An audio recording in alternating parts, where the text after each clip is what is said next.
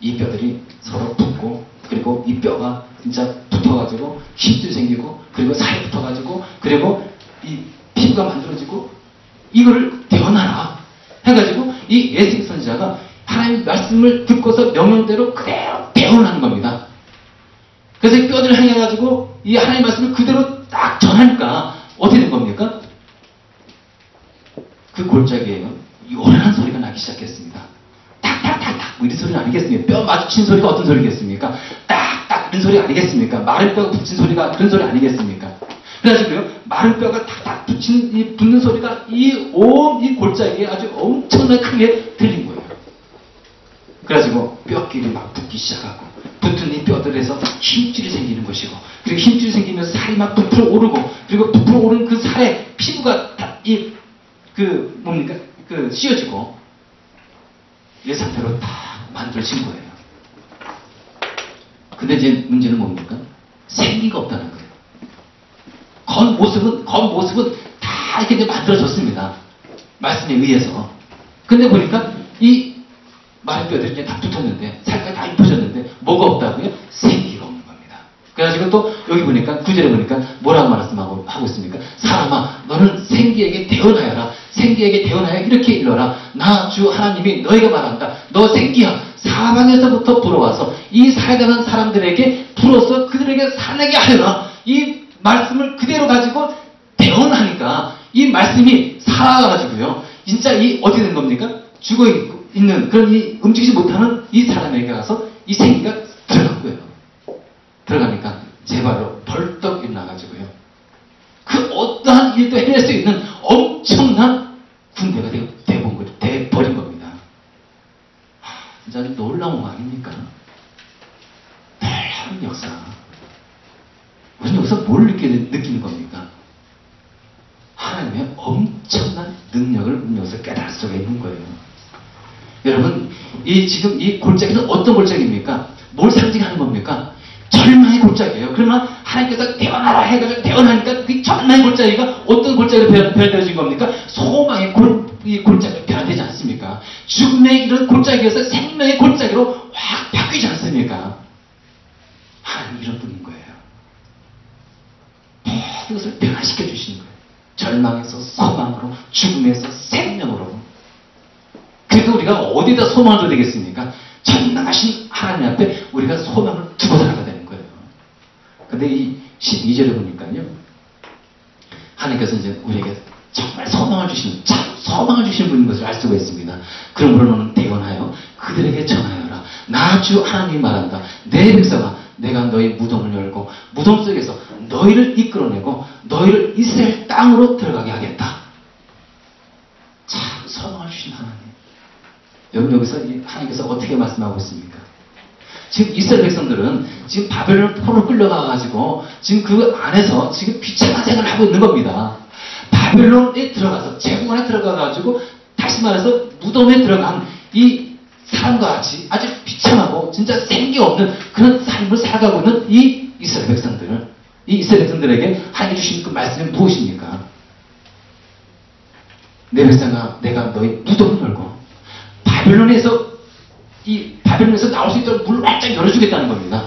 그리고 무덤 속에서 너희를 이끌어내어서 바벨론에서 이 포로 생활에서 이 구출해내겠다는 것입니다. 너희를 이스라엘 땅으로 들어가게 하겠다. 다시 이스라엘 민족을 회복시켜주겠다는 거예요. 이스라엘 백성들이 얼마나 듣고 싶었던 이런 이 말씀입니까? 희망의 메시지, 위로의 메시지, 소망의 메시지. 이걸 우리 이스라엘 백성들에게 그대로 주고 계시는 하나님. 전 이걸 보면서 지금 어떤 생각이 들었냐면요, 하나님은 평상시에도 우리에게 말씀을 통해서, 기도를 통해서 우리에게 소망을 주신 분이십니다. 근데 어떤 경우에는 야, 나는 정말 희망이 없다, 나는 소망이 없다, 그때 소망을 주신 하나님 누구십니까? 하나님이라는 거예요. 여기 보시기 바랍니다. 11절에 보니까 우리의 희망도 사라졌으니 우리는 망했다, 이렇게 지금 그들은 생각하고 있는데, 그때 하나님께서는 어떻게 주신다고요? 어떻게 하셨다고요? 그들에게 소망을 주신 분이시잖아요.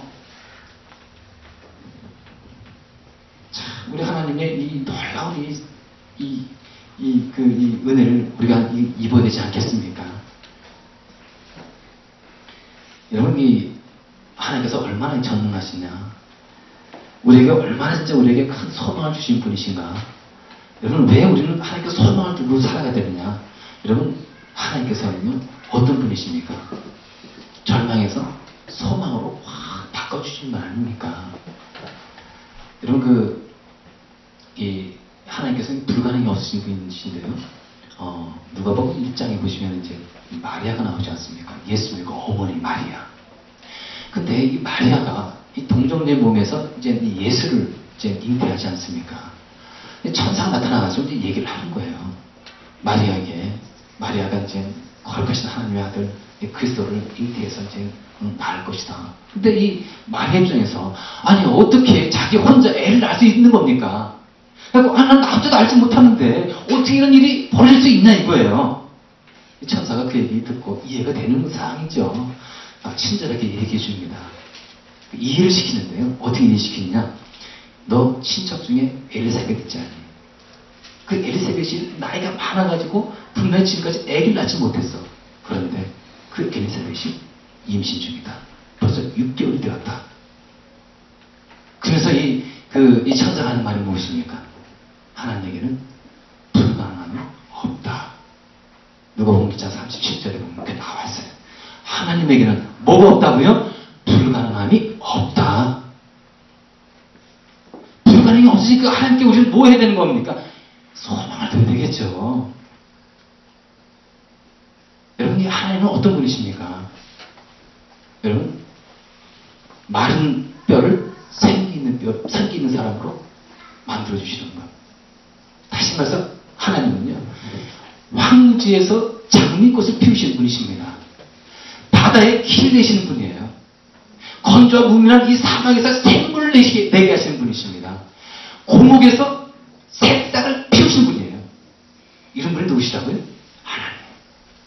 그러니까 우리가 이 세상 살아가면서 어디에 소망을 둬야 되겠습니까? 여러분, 돈에 소망을 두면 안 되는 거예요. 물질에 소망을 두면 안 되는 겁니다.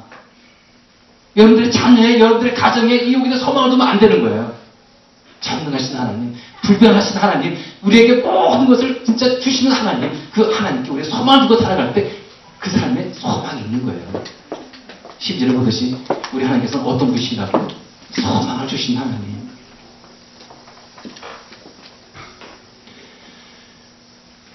누가복음 8장에 보면 이제 어떤 말씀이 나오냐면 거기 그 회당장 야이로 그 사건이 나옵니다.